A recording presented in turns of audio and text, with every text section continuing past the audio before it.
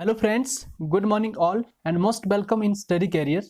In this video lecture, today we are going to discuss about two figures of speech. First is hyperbole and second is understatement. जी हाँ, हम बात करेंगे hyperbole और उसका contrary understatement के बारे में। तो आइए वीडियो डिटेल में शुरू करते हैं। Hyperbole is a figure of speech which contains an exaggeration for emphasis. इसमें क्या होगा, जो कोई भी सेंटेंस होगा उसमें कुछ खास एम्फेसिस, उसमें कुछ खास इफेक्ट लाने के लिए हम क्या करेंगे, एग्जेजरेशन यूज करेंगे। एग्जेजरेशन क्या होता है, किसी भी चीज को बढ़ा चढ़ा के बोलना।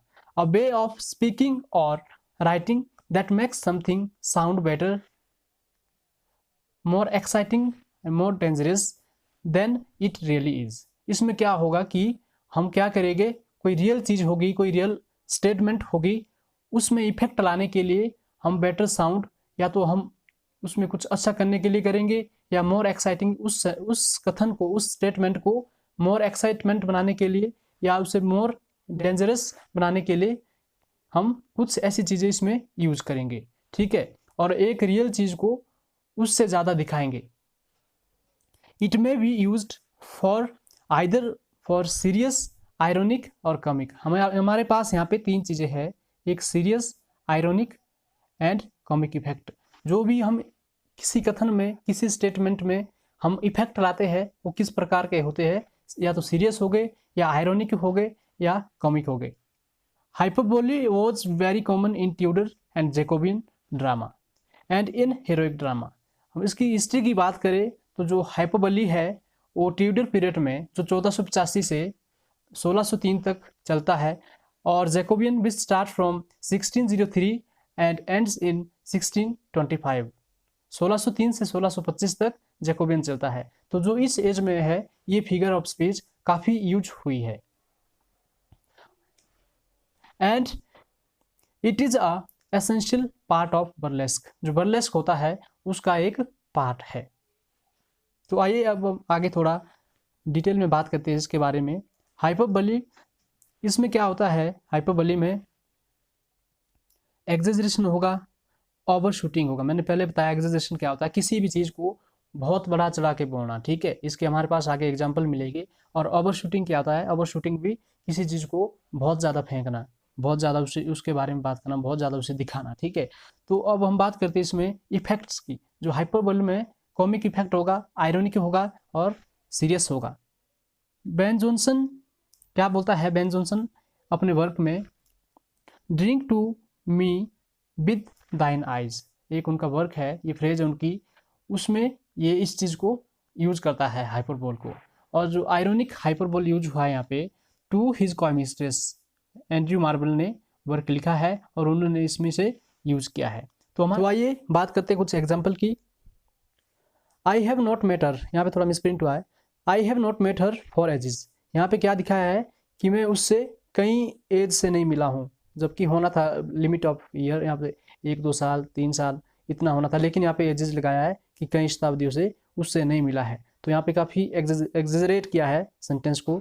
और सेकंड है as old as the mountain, कि वो तो इतना बूढ़ा हो चुका है जितना कि पर्वत भी नहीं है। तो उससे किसके साथ कंपेयर किया है यहाँ पे, एक माउंटेन के साथ। उसकी जो एज है वो माउंटेन की एज के साथ बताई है। तो ये तो दिखती सी बात है कि जो माउंटेन की एज होती है वो बहुत ज़्यादा होती है, और एक इंसान की लिमिट होती है 60, 70, 80, 100 तक। ठीक है, इतनी होती है। तो यहाँ पे भी एग्जेजरेशन देखने को मिलता है। तो दोस्तों अब बात करते हैं second term, that is understatement. जैसे इससे पहले ही पता चल रहा है कि अंडर स्टेटमेंट, कोई हमारे पास स्टेटमेंट है, अंडर मतलब उसके अंदर, उससे भी उसे कम कर देना, लेस कर देना। The Greek term meiosis listening which deliberately represent something as very much less in magnitude or importance than it really is। हम बात कर रहे थे पहले उसकी, क्या बोलते हैं, हाइपरबोली की। उसमें क्या है, उसमें जो रियल चीज़ होती है उसको उससे ज़्यादा दिखाया जाता है, और इसमें उसका उल्टा होता है। इसमें जो कोई रियल चीज़ होती है उसको उससे कम दिखाने की कोशिश की जाती है। ठीक है, the effect is usually ironic. जो इसका इफेक्ट होगा वो क्या होगा, आयरोनिक होगा। जो पहले में था वो पहले में हमारे पास आयरोनिक था और कॉमिक था, सीरियस था, लेकिन इसमें क्या होगा, आयरोनिक वे में बात की जाएगी। आयरोनिक वे में सभी कथन को एक्सप्रेस किया जाएगा। तो हम बात करते हैं यहाँ पे जोनाथन स्विफ्ट की अ टेल ऑफ टॉग 1704 में 1704 में पब्लिश हुआ था बुक, और उन्होंने इसमें इस चीज़ को दिखाया है। और विलियम वर्ड्सवर्थ का एक वर्क है माइकल, जो पब्लिश हुआ था 1800 में, 1800 में पब्लिश हुआ था। उन्होंने इस वर्क में अंडरस्टैंडमेंट को काफ़ी दिखाया है।